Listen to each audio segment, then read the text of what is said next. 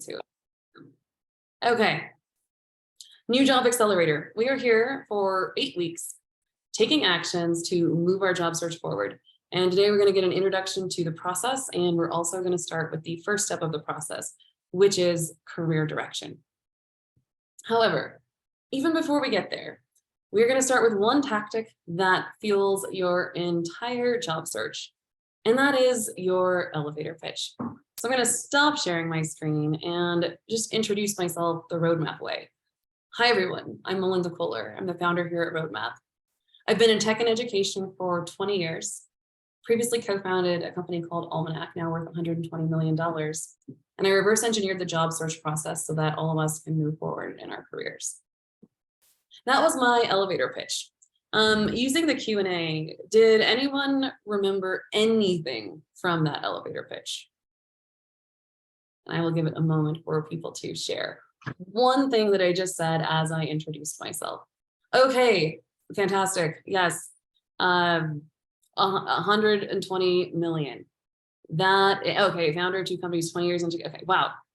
You are all on fire as a community. The numbers, yes, I like this. Okay, yeah, you all picked up a lot. So I like to start with mine to kind of demonstrate the point of an elevator pitch is really to build a relationship, right? But let's break down what that looks like so that we can build a relationship. Our elevator pitch has 3 components. The first thing that I saw come up in the chat, and you actually all caught everything, but the first thing that I saw that was mentioned was the key result, that I co-founded a company that's now worth $120 million. That key result has to be there because it's memorable and it's concrete. If I don't have a key result, it's just going to be hard for a human brain to keep it in mind and think of you later on when there's an opportunity, right? That could be a good fit. But I do need some context. I need to talk about those areas of expertise to queue up for this key result to be powerful. And then I always pass the mic back to that person. And I'm really excited to learn more about your community, about your job search, whatever it might be. It really is designed to build a relationship. But it is 1, 2, 3 points. It is quick, it is concise. And we're going to get into it a little bit more. But right now, what I want all of us to do is not stress out about too much about this key result. We are going to get there. First, consider just the context. We already kind of together shared that there are a lot of us who are looking for new jobs in new industries, so we're career pivoting, and we might not have the exact titles to match. So we're going to go and we're going to look at job descriptions for the companies that we do want to work for, the jobs that we do want. We're going to find those areas of expertise that we have, and we're going to mention them in our elevator pitch so that that's what recruiters and hiring managers hear.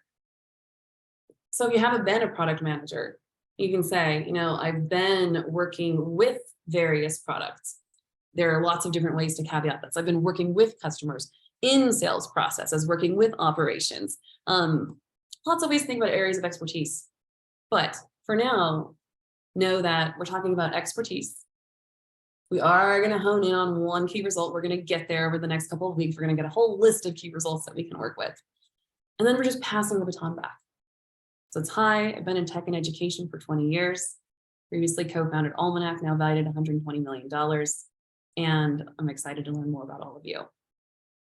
So we're going to take this elevator pitch and we're going to take 3 minutes and we're going to go and we're going to say hello and practice our pitch. Some of us are going to go and pitch our plants. Maybe we're going to pitch our dog. Maybe we're going to pitch a piece of furniture. We're just going to make sure that we exercise that tonight, getting out the I've been in this area of expertise. So I'm going to go ahead and set the timer and we're all going to pitch and when we're going to come back, we'll talk about the most important piece of this. So just a moment, let me go and okay, timer is going.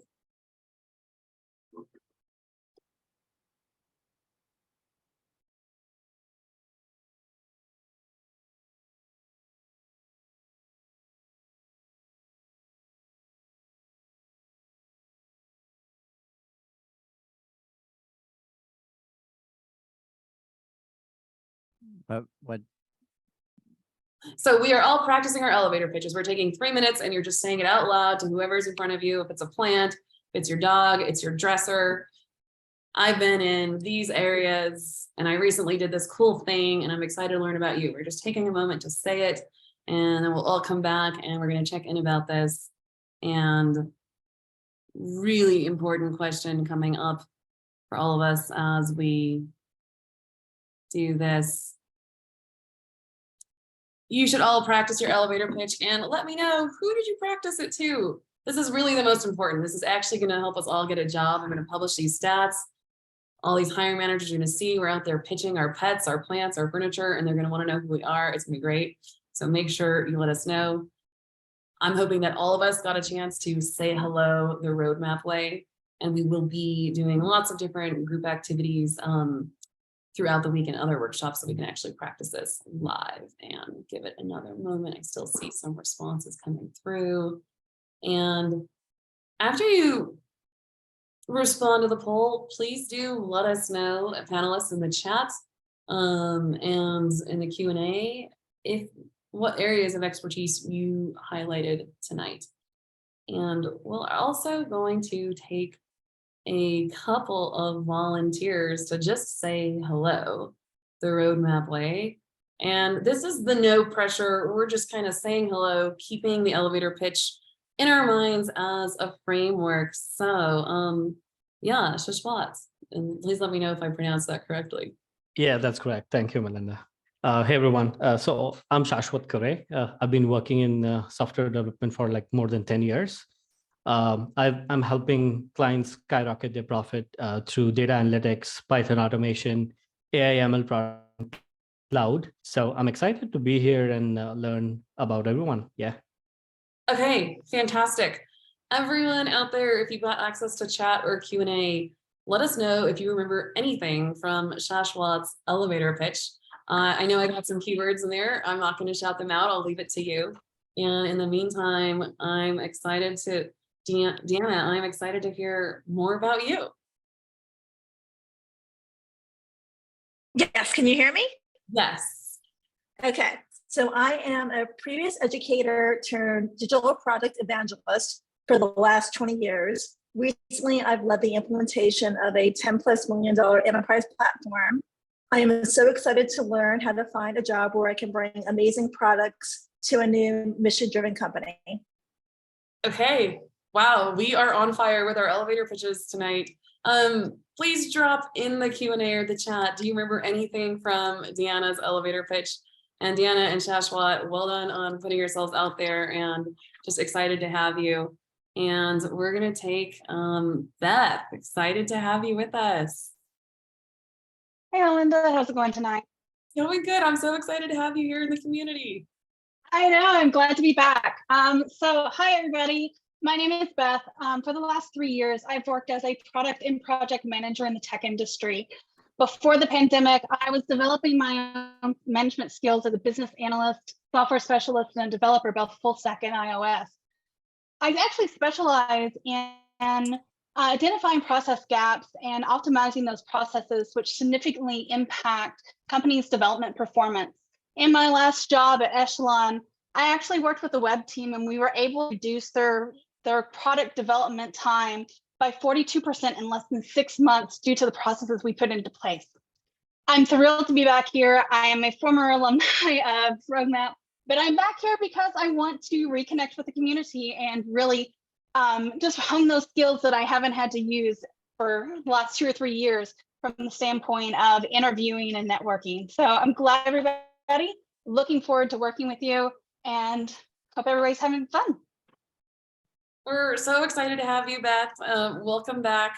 Also, it doesn't sound like you're out of practice at all. I'll put it to the chat. Please let us know if you remembered anything from Beth's pitch. We're always listening and reflecting back. And so we'll be able to check that out in the chat and the Q&A to see what we remembered. And we're gonna take one more, who haven't we heard from yet tonight? Who's got a hand up? And hopefully we'll all, okay. Yeah, Rude, oops, trying to unmute. There we go, yeah, Rugino. Yes, it's Ugino. Hello, everybody. I am Ugino. a project manager and marketing specialist and full stack developer. Recently, I had to manage in 3 months a portfolio of 4 projects impacting more than 3,000 people, and working closely with NGO like the World Bank, OEF, etc. Okay, I'm glad to be here with you, and I would like to connect with you more. Okay, we're excited to have you with us. That's fantastic. And that's the last one. So let us know in the chat what you learned about Rugino, and we're just so excited to hear from you. And yeah, there's probably a lot going on, and yeah, people, okay, impacted 2,000 people. Yeah, so everyone who gave your pitch tonight, I'm seeing your key results reflected back from all of our community. Well done. If someone else can remember it in this community, that means a hiring manager or a recruiter will remember it. So we're going to keep practicing our elevator pitches. Every week, we're going to do elevator pitches, because elevator pitches are going to follow us throughout our entire job search. So let's take a look at the job search process and see how elevator pitches fit in. So I'm going to go ahead and share my screen. And if you're able to come here tonight and elevator pitch your cat, your plants, elevator pitch the community, you are one step ahead. You're going to use your elevator pitch to kick off networking calls, to give someone just a little bit of context, get them excited about you, but quickly build a relationship and pass the baton back to them. Remember, people are going to be excited about us if they get to talk about themselves. So we're going to use our elevator pitch there. As we convert those networking calls to referrals, this is how job search works. We're going to be using our elevator pitch in various forms. So it's going to look like a networking blurb. It'll be a written form at times. Hey, it was really wonderful talking with you today, Rugino. I learned a lot about the impact that you've made specifically to 2,000 people. You're the kind of person that I would want to work with. I attached my resume. It'd be great to get an introduction to the VP. We're going to be doing things like that. So that'll be a sort of written version of your elevator pitch. When you get to the phone screen, if you haven't already, and I'll be curious to hear from everyone in the chat, if you lead phone screen interviews with a version of your elevator pitch that is customized to the interviewer in front of you, most likely they're going to hear that key result, and they're going to ask you about that. If they don't hear a key result, they're going to have to come up with something to ask you. But if you lead with your strong points and your strengths that you're excited to talk about and you know about, you're going to suddenly start finding that you're acing interviews. So I will be curious from the chat if anyone has used an elevator pitch in a phone screen interview or other interview recently. And so let us know in the chat. Meanwhile, we'll keep going through the process. So elevator pitches impact the interview process and all the way down to that offer. One more thing that I want to say about elevator pitches with interviews.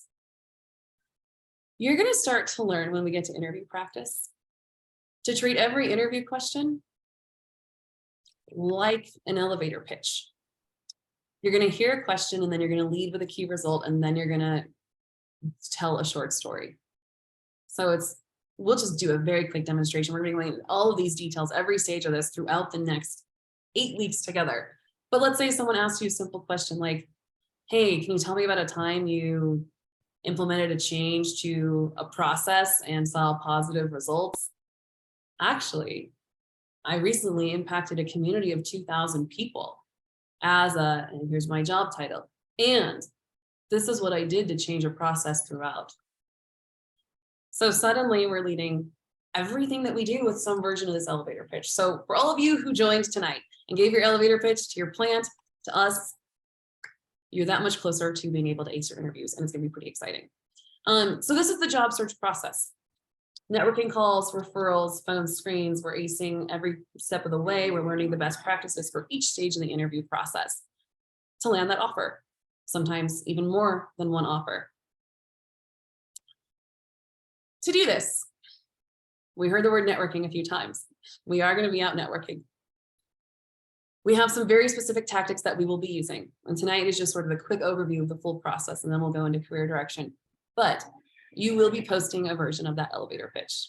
We call it a networking blurb. You're going to be reaching out to leaders, recruiters, and employees, past colleagues, replying to posts for people who got jobs. I'm gonna actually show you a little bit more. Just as we go through this process, I like to show you super quick tips every single time because we're all at different phases. But you saw that networking tactic, reply to people who post jobs. Consider that instead of applying to jobs, you should go in and you should type an area that you're looking for a role, product, hiring, and then you'd want to search by posts or by people. And suddenly you have leads, people who are saying that these are some open jobs, and you're going to go and you're going, whoa, lots of open jobs to apply to, or people to reach out to, right? So who's out there actually saying, hey, I am hiring, and how do we target them very quickly? Some specific queries. So that's one of our many networking tactics. So this is the quickest overview of the job search. This is what we're going to be doing over the next 8 weeks. This week and next week, we are focusing on career direction and getting our career assets in order. Career direction is the first step, so we're diving into that. But first, we're going to take a couple of questions because we just threw out a lot of information. Let's see. Deanna, did you have a question? Oh, that might have. Oh, No, Laura. I'm just commenting on that. I love this. I love the it's very precise, short, sweet, and effective. I think I've been trying to overthink the whole way to answer questions and coming up with these super long, complicated answers, where I think this is just so helpful for me to really be more concise and direct. I'm so glad to hear it. And then Lauren, did you have a question or a share?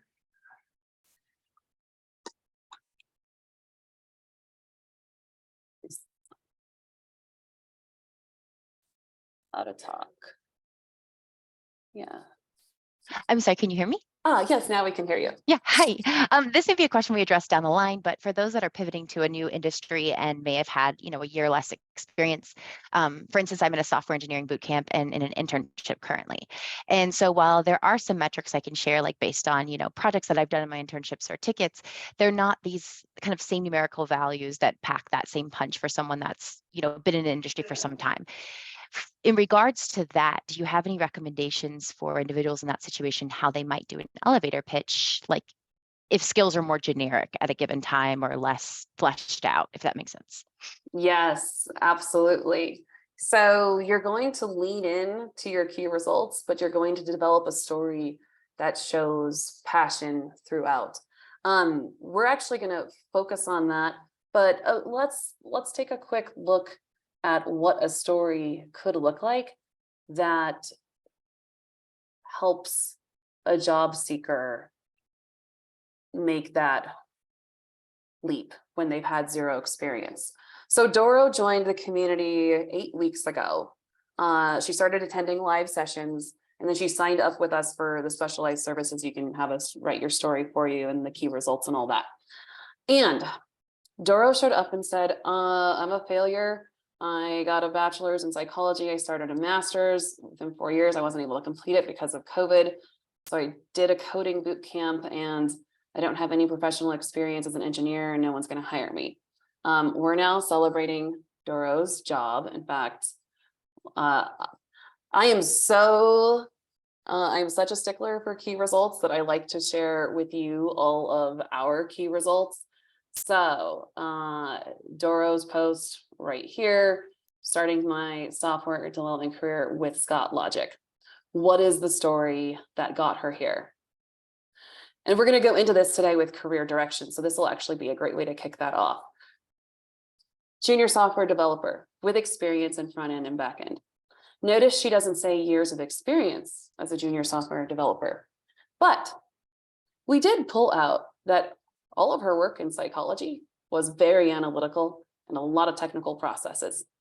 And she was doing that work for her degree for 8 years. We're very transparent about it, initially during my degrees in psychology. But then comes the kicker, where I quickly learned the impact of technology on human life. So we give the story, okay, I'd set out to pursue this career in mental health. And then what happened? And these were not things that Doro was at all aware of. wireframing apps for clinical psychologists. She partnered with a startup CEO who was a friend, and 4 years later, that startup is still going. Even developed an operations process that helped reduce a process from 12 months to 2 weeks. These are key results that everyone in tech cares about. Doesn't really matter too much if it was in engineering yet, because she's coming into engineering. So then she tells the story, oh, became obsessed with technology. Why? Using tools in unexpected ways. Intensive coding bootcamp, 3 apps, coding challenges with 8 different companies. By the way, these coding challenges with 8 different companies were actually part of an interview process at the end of the bootcamp, and she did not get any opportunities. But as you can see, it did not matter. She went through an interview and landed a job. And excited, this is the last thing, we're always passing the baton back. Excited to join a team where I can contribute. And then a little just connect with me to talk about coding, mental health, how AI and emerging tech is changing our world. So this is an example of what that story could look like. And we'll kind of have to dig in and kind of find out, what was your background? Where can we pull out those really fun key results that are related to where you want to go next? No matter where it was, we had a speech language pathologist in the boot camp. And now, well, she got her first job as apprentice software engineer, then software engineer 1. So it works. So fantastic questions. But to get there, we do need to know a little bit about our career direction and where we're going. So I told you that the elevator pitch truly is the staple and the compass of the entire job search. I've been in area of expertise for this amount of time, or doing X type of work, whatever we want to do there, right? These areas of expertise are going to help all of us define our career direction. And I'm so impressed that actually so many people here have a career direction. Even if you do have your career direction, you still want to go through the exercises that we're going to review tonight together. So for those of us who aren't sure, what are those areas of expertise that I have that are really, really valuable out there in the job market? Well, a little secret. This key result, anyone can have it. But what makes us really powerful are the people who we are. We're people with motivations. We have homes. We've worked in various industries. We care about family. We have goals, inclusive, accessible. This is from all of you in the Slack. Help as much as possible, learning about them and their cultures. Like, a skill is not going to go and perform the job of a person who is there 40 to 50, 60, who knows where you're at, right? Hours a week.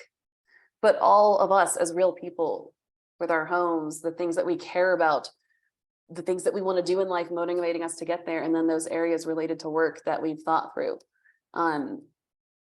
That's going to get us a job. That key result just opens the door. But the rest of this is what really counts. And so we're going to dig into, what are those superpowers? What are those things that make us really unique? That, what does it mean for me to bring my whole self to work? So how do we do that? There's a little exercise that we like to do. And all of you this week, one of your deliverables will be to go out and do this exercise. There are a few questions that we're going to ask each other. And then we're going to follow it up with why. And then we're going to ask why again, and we're going to ask why again. We're going to do this literally 3 times. Question might sound something like, if you could get a $1 million salary doing any type of work, what would it be? Or what was the one time you thought a project would fail? What was the one thing you should have gotten a raise for that no one knows about? What do people ask you for help with the most often on projects?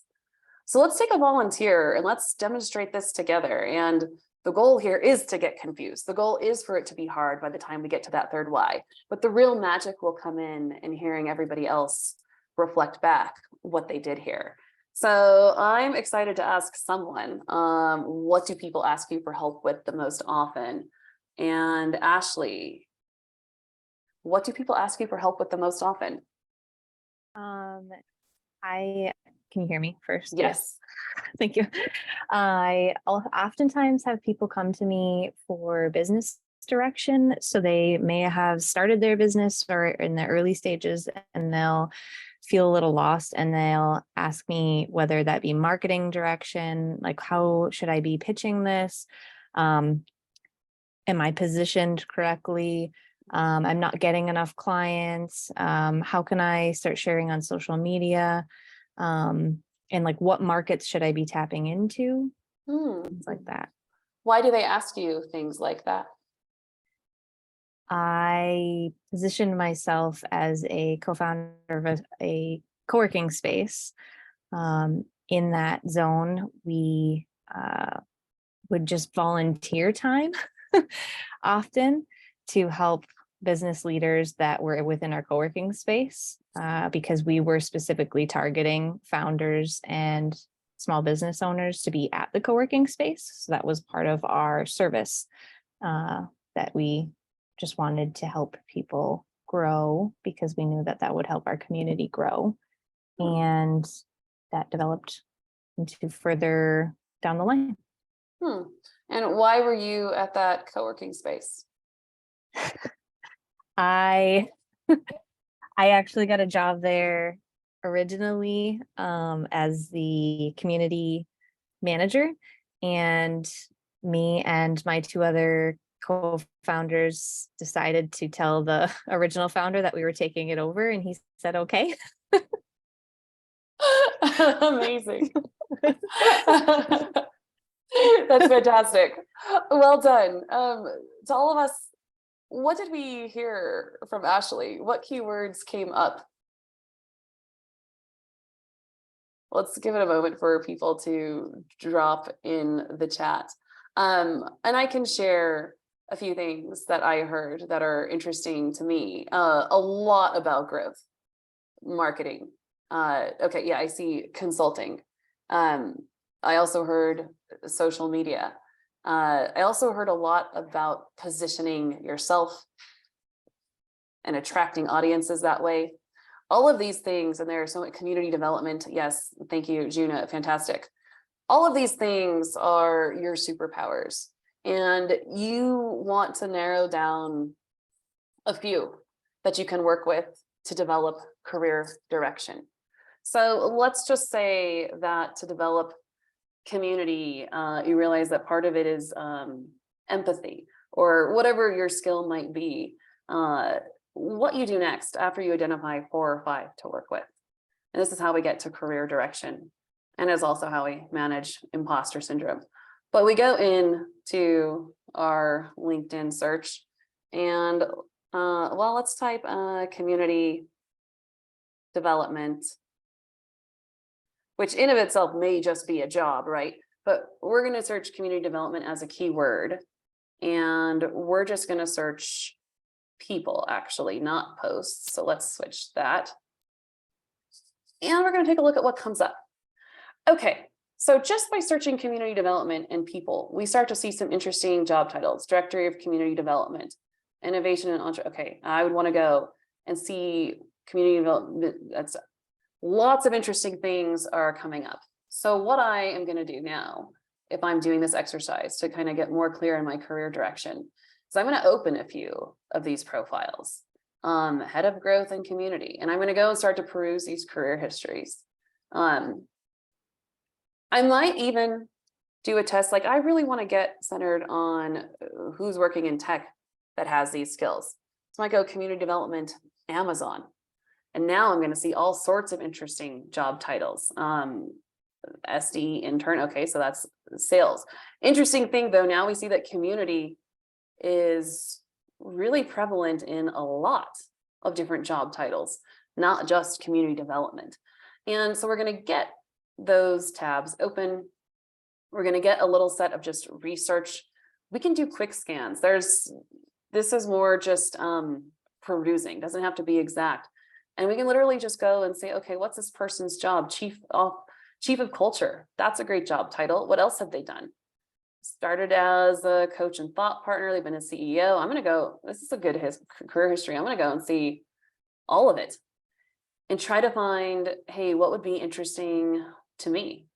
And maybe I'm going to grab one of those job titles. Maybe I want to be an executive coach or learn more about it, right? We don't know yet what we want to do. We just know that chief of culture and community is an interesting role. So we're grabbing it, we're making a note of it, we're putting it on a list. But we're going to do this a few times until we find something of interest to us. And maybe it's director of community and economic development. Maybe we're going to go through a few profiles to get there and say, hey, actually becoming a head of growth sounds great. What else have they done? Okay, well, they've done a lot of stuff. So there might be a lot of titles to look into here. Oh, they just started as an associate at Tenaya Capital. That's how their career took off. But we're making a list of job titles that sound interesting.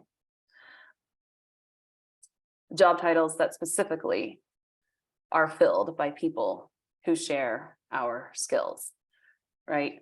So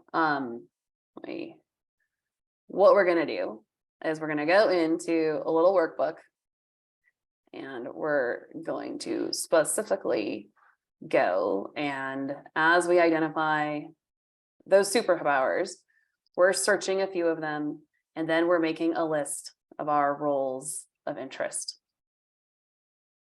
We want to get to the point where we have 5 or 6, depending on who we are, maybe it's 8 to 10 roles that could be interesting to us. And then comes the next phase of research.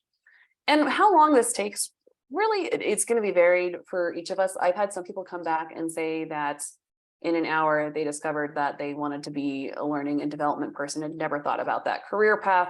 And were just so excited, and the world was changed from 1 hour of doing this exercise. I'm going to stop sharing my screen in case there are questions, and then we'll dive into the rest of this exercise to get a little bit more clarity about career direction. So if anyone does have a question about this, or a comment, we'll go, oh, Carlos, yeah, we'd love to hear from you. Questions or shares? Did I actually unmute you? Okay, we'll mute a few people. Lucy. Okay. Hi, I'm Lucy. I have a question about, so I'm currently a project manager in construction, and you're saying, like, I feel like the only roles I know that I will eventually figure out other things I'm qualified for, but I'm like, oh, well, I can be a project manager somewhere else, but I'm not sure if that's actually what I want to do. It just feels like what I can do. Do you have a recommendation for trying to, like, how you kind of figure out other things that you would like to try instead of just trying things that you think are the only things that you can do?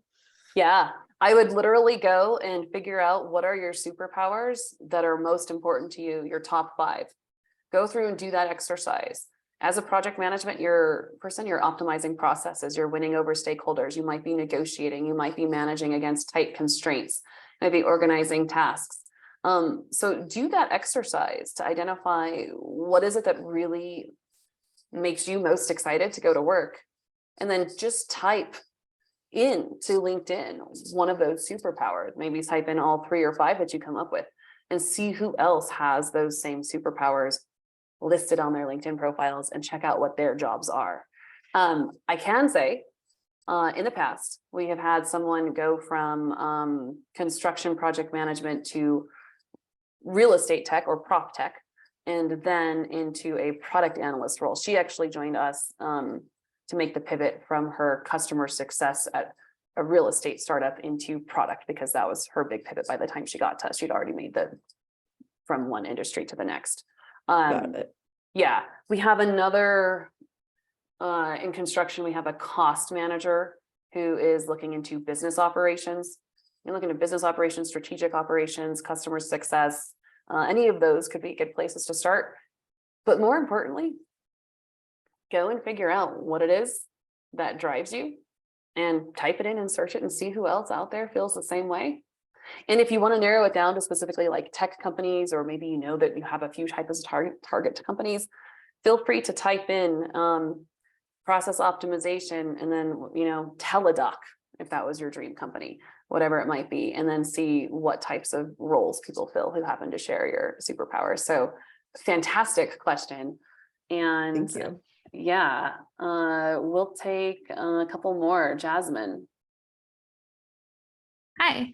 I actually had a question. So I've been laid off for about 6 months. I had some health issues before that. So it's been a while since I've been working again, or working in the tech space. And my question is, so a lot of it is like trying to dissect like things that you did when you were at work, or like things that people came to you, or like what you liked when you did there. What happens if you can't remember some of it? Like, how do you jog your memory of like, besides like the things that you did every day, some of the more unique things? How do you kind of get back to that mindset?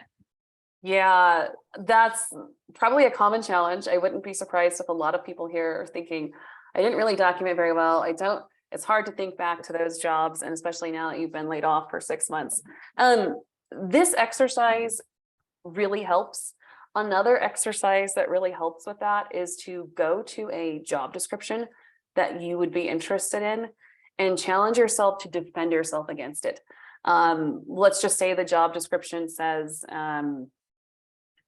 manage relationships with key stakeholders critical to accounts to help drive revenue and keep our clients happy. And so now you're going to ask yourself, well, what have I done in my experience that is most similar to that? And you're going to, okay, well, have I worked with clients? And okay, well, have I worked with stakeholders? Did I ever do anything interesting to win over stakeholders? Did I help keep processes going? And just looking at those bullet points on the job description and asking yourself to defend, and we will do some exercises to defend a job description, and you will see that it will bring out new examples. So just 163 new jobs so far in the roadmap community directly, hundreds who've come back and said your materials help, but so many people that have breakthroughs doing that defend a job description and the why exercise, where you see the questions and you ask why 3 times. So I would say give both of those a try. Okay, perfect. Thank you. Yeah, and I'm just so excited about everyone's attention to the process and the details. It takes us a lot as a community to get there and bring these things out. So I see that there are a lot more questions. Let's do the last phase of this process, and then we'll take questions and we'll kind of talk through it. So we have gone through to dig deep into our psyche, find out what are those reasons why we do what we do, identify some unique superpowers. A lot of us, it's just, and then we're doing this process, researching them on LinkedIn by people. Feel free to enter in the key name of a company to help center it into a specific industry or area. Find those titles. Then you study the first 3 bullet points on the job description for titles of interest. And you're doing both what we just talked about, actually, defending yourself, but first just asking yourself, do I want to do that bullet point on the job description? Let's just say that I discover that implementation specialist within the customer operations team is a role, and I hadn't thought about implementation specialist. And I go and I read those top 3 bullet points, and one is something about you're responsible for making sure that new users are able to adapt to our technology and our platform, and it's like, oh, do I actually want to help people adapt to technology? And maybe it's a no, or maybe it's like, oh wow, this is what I do. I help people adapt to new technology. Wow, I should be an implementation specialist. And then you get to the next bullet point, the next point, you get excited, and until you get excited, then go and defend yourself against that, right? So this is the next stage. When you go through this exercise, most people will have their epiphany even before they complete it. Somewhere in this process, it's just like, oh my gosh, this job title that I just had not thought about, that someone as me, like in academics, could do. Perfect. This is what I want to do. I have a target. So go out there, give it a try, see what you come up with. And if you already have your career direction, I still recommend going through most of the steps in this, because what you'll wind up doing is you'll get familiar with the ecosystem that you want to be in and how people are presenting themselves in it right now, and where your skills match and how you can use those skills to build relationships. So now we kind of talk through the whole process. So we're going to talk to all of you and see what's going on. Go ahead, Alicia. Hi, I'm Alicia. My question is regarding the elevator pitch. Like, if you have, like you said, like different type of jobs, should you prepare a different type of pitch? Because depending on the job, you will just accent the rest of you. Okay, this is a really good question, because we've seen the full job search process at this point, right? And Alicia, this is such a great question. I'm going to make one elevator pitch, and yet I know that I'm pivoting careers. I know that I'm going to be talking to a different interviewer from several different companies. Who knows? So what do we actually need to have ready to conduct a job search? The first step is certainly career direction, right? And let's just go back to our little process to get oriented. We need a direction so we know who we're talking to and networking with, so we can land referrals, get to those interviews, start learning the tactics to ace every stage and get the offer. But in this 2 weeks, there's a little bit more that we're doing. Career direction will help us start the process. But to your point, the assets that we need our resume, and with that also our LinkedIn profiles. We do our career direction to identify our target job titles, but we also need our key results and that story that we spoke of. So one thing that you want to do is identify your top 5 key results. And these can be from all areas of life or career history, right? Once you have identified those top 5 key results, and now you've also been giving your elevator pitch every week here to your plant or to the room, and you've gotten used to being able to say it so naturally that it's very easy for you to say, okay, well, today I'm talking to the head of growth for a growth associate role. And then next week, I'm talking to the head of operations for a business operations role. Am I going to get both of them the same pitch? Maybe you are. Or maybe you're going to go and you're going to switch up and throw in a different key result, right? So you will have those 5 there with you to play with and customize as you go through the process. But if you have 5 from different areas of career history, you're probably going to do really well. One more thing that I want to say about this is your key result can come from anywhere. It doesn't have to have been a job. Great question, Alicia. We're going to hear from someone else. Christian. Hi, Melinda. Can you hear me okay? Yes, I do. Okay, great. There was just following up. There are some questions that have been posted in the Q&A that I know you're facilitating a large group here, so you might have missed, but so a couple of the questions came up are you going to be sharing the deck that you have been flashing and showing with us so that we can go back and actually follow the steps on? I know there was one about the elevator pitch. There was also one about the superpowers. So just kind of being able to go back and reference that. And then the other one was also about the, looks like a Excel file or a Google spreadsheet that you were sharing in terms of those skills. Great questions. And yes, I am going to be sharing that deck. I will be sending that out via email or on a LinkedIn post so that all of you get your materials so you can do these tasks. So absolutely. Great. And thank you for also, yes, we are job searching as a community. So thank you for voicing that. In addition, was there anything else that you personally had a question about as far as the process that we've talked through? No. Thank you. Okay. Yeah, appreciate that. Then we'll take one more question. Kritika.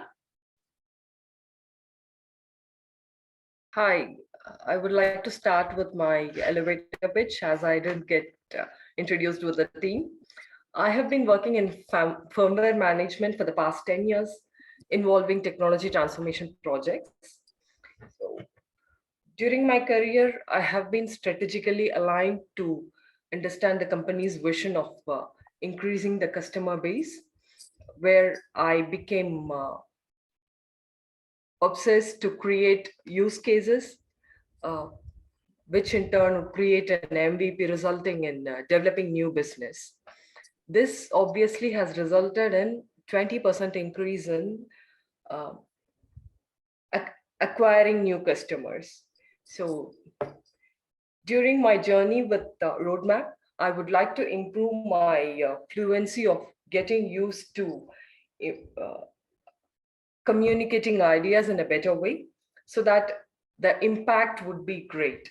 And currently I am at a career break and looking back to get into my career as early as possible and pivot into product management space with the expertise and the skill set that I have developed over the period of 10 years that I have worked for. So this is about me. Yes. Yeah. Okay. So yeah, to have a clarity on the superpower that we have discussed currently. So does the superpower or searching about the superpower holds good only for the soft skill, or do we have to enrich ourselves getting into the hard skill part of okay, yeah. Yeah. Great question. So we're using these exercises to focus on the interpersonal, the human, the soft skills.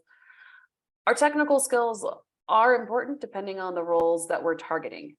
One of the reasons why we're working together is because actually most jobs in tech, or I should say, non-engineering jobs in tech, can be performed by just about anyone with the right mindset. And what is that mindset? If you are a person who will do what it takes to get the job done, and you're a problem solver in your own, whether it's through people or processes or analytics or taking pictures, you like to solve problems, great. And you have a learning mindset. You're a top performer, you're a fit for tech right now. And I know this because I've just seen, well, we now have 163 new jobs. I think 60 of them are career pivots. And people are doing this coming in with zero experience. Mary Rose, she was one of us, just kind of stuck in the workforce after a layoff. And her most recent professional job title was, she was grant reviewer for 2 months, but that was a contract. So really, she was laid off in 2020 from her program coordinator role, which is still an entry-level title and way under-titled. She was doing some great things. So when she got to us, this was her job title. She was rating audio-visual equipment. 12 weeks later, she became a program manager. What was more important for that? The soft skills, the technical skills? Well, for getting the job, it was the soft skills. It was learning how to network, how to tell her story, answer interview questions. But she still definitely needed to show those key results. And if they were key results that required technical skills, then she would need to be able to speak to those. Her key results didn't require technical skills so much as operations, processes, community building, right? So it just depends. If you are going for an engineering role, yes, very, very important. You should be in the practice of you're constantly building something, working on some kind of engineering project or technical project related to whatever it is, and you call those out. I would say that these exercises, though, are more to reveal the hidden superpowers that we're not as aware of that are actually so valuable in the job market and so valuable to hiring managers. And then we show them in a way that resonates with people. Great question. I'm sure that helped a lot of us. And we're going to take a couple more. Abu.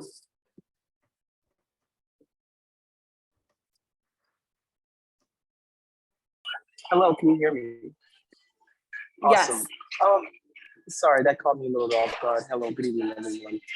This question is in regards to the multi-hyphenates in the room and folks who have a plethora of skills. Well, for me, and maybe somebody else can relate to this, I have maybe 2 or 3 different career trajectories and paths that I've already kind of charted out, and I have different skills and experience in each of those different things. And I wanted to ask your advice on how to mentally and or practically frame this, because I find that sometimes my wires get crossed.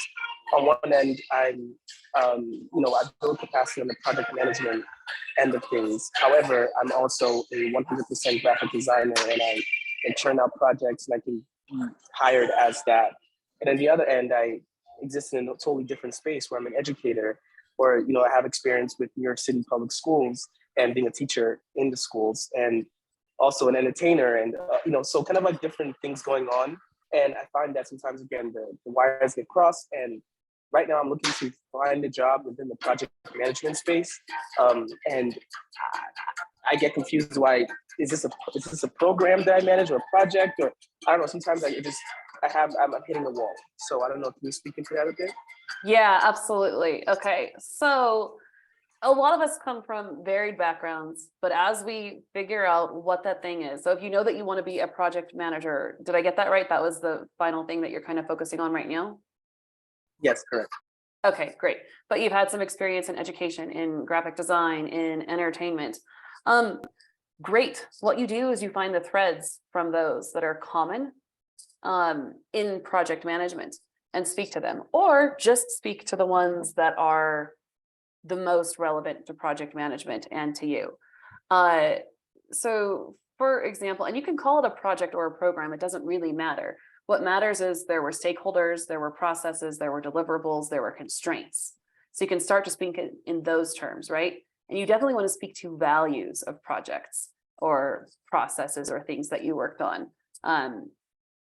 If you were the graphic designer on a project valuing X amount where you collaborated with stakeholders across XYZ departments, that's really important to landing a project manager role. So we're going to emphasize that over the actual graphic design work. Speaking in examples, Jimmy showed up, said, hey, I've been in mental health, I'm in film, I really want to get into product marketing. I know I have what it takes, but I'm not landing any interviews. And this was the story that we came up with. And all of you are going to be coming up with your stories, and then you're going to be posting them, and we're going to post as a community. And so that those first few likes are from us, and then it gets that momentum. But notice community mental health worker turned film professional, very honest, but look at these key results. Developed 200 plus partnerships, grew local viewership to 5,000. Big numbers like this aren't actually difficult to find. Whatever organizations you've been working with, go to their social media profiles, go to their LinkedIn profiles, and what are they telling their customers? What are they telling the community as their stats? And then those can also be built into your story, right? So it's out there. And what you did say about your background sounds like a fantastic fit for project management. So I feel pretty confident that we'll be able to pull that story together and get there. Great questions. And I realize that we are close to time. So the last thing, we were kind of just talking through what you really do need to, oh, go ahead. We had one more question. Someone about to speak? Okay. Yeah. So this week, our deliverables are career direction. Identify our superpowers. Identify our job titles through that research. Then from there, next week, we'll start working on our story and then optimizing our career assets. So I will, in email, send out the deck from today so that everyone knows exactly what we are working on.